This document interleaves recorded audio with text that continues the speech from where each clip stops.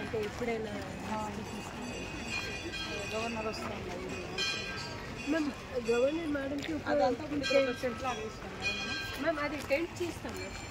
ఇది ఎప్పుడు తమరుకు ఎప్పుడైనా ఇంట్లో మంచికి కూడా ఇండియా వెహికల్స్ చేస్తాను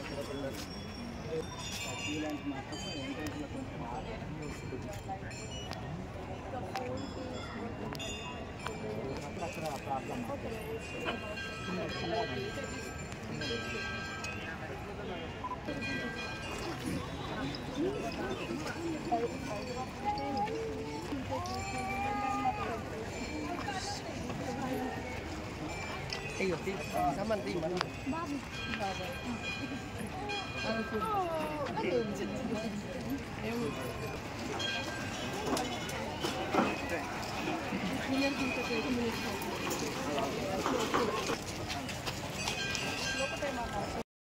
అంటే దాదాపుగా ఇంకొక 11 రోజుల్లో శ్రీ మేడారం సమ్మక్క సారలమ్మ మహాఘట్టం మహాజాతర ఫిబ్రవరి 21 నుంచి జరగబోతున్నటువంటి సందర్భంలో ఇప్పటికే సాంప్రదాయబద్ధంగా స్థానికంగా ఉండేటువంటి పూజారులు, ఆదివాసీ పూజారులు, ఆదివాసీ పెద్దలు, గ్రామ పెద్దలంతా కూడా మరి సాంప్రదాయబద్ధంగా నిర్వహించేటువంటి గుడి శుద్ధి పండుగ నిన్న టెంపుల్ అంతా కూడా శుభ్రం చేసి శుద్ధి పండుగను నిర్వహించడం జరిగింది. నెక్స్ట్ వచ్చే బుధవారం మండమెలిగే పండుగ ఉంటుంది.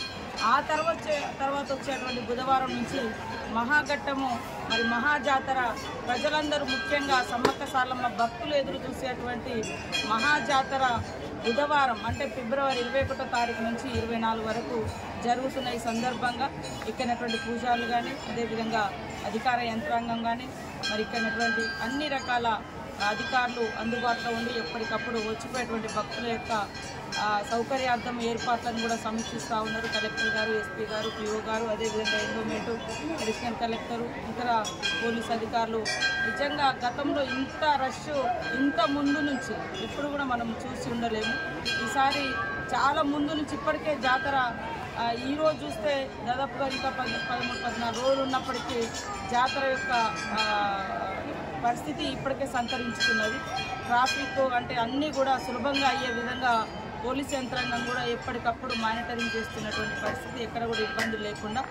ఏదైనా చిన్న ఇబ్బందులు ఎక్కడైనా తలెత్తినా కూడా వెంటనే మరి మనకు ఆల్రెడీ సీసీ కెమెరాలతోటి మొత్తం నేషనల్ హైవే ఘట్టమ్మ అవతల అక్కడ మల్లంపల్లి నుంచి మరి ఇటు ఏటునాగరం వరకు కూడా సీసీ కెమెరాస్ కానీ ఈ మొత్తం జాతర ప్రెమిసెస్లో దాదాపుగా 500 పైన సీసీ కెమెరాలను పెట్టి కూడా ఎప్పటికప్పుడు జిల్లా ఎస్పీ గారు, సంబంధిత పోలీస్ అధికారులు మరి వాటి ద్వారా కూడా పర్యవేక్షణ చేస్తూ ఉన్నారు. కాబట్టి వచ్చిపోయేటువంటి భక్తులకు ఎలాంటి ఇబ్బందులు లేకుండా మేము కూడా ఎప్పటికప్పుడు అధికారులతో సమీక్షలు నిర్వహించుకుంటున్నాం.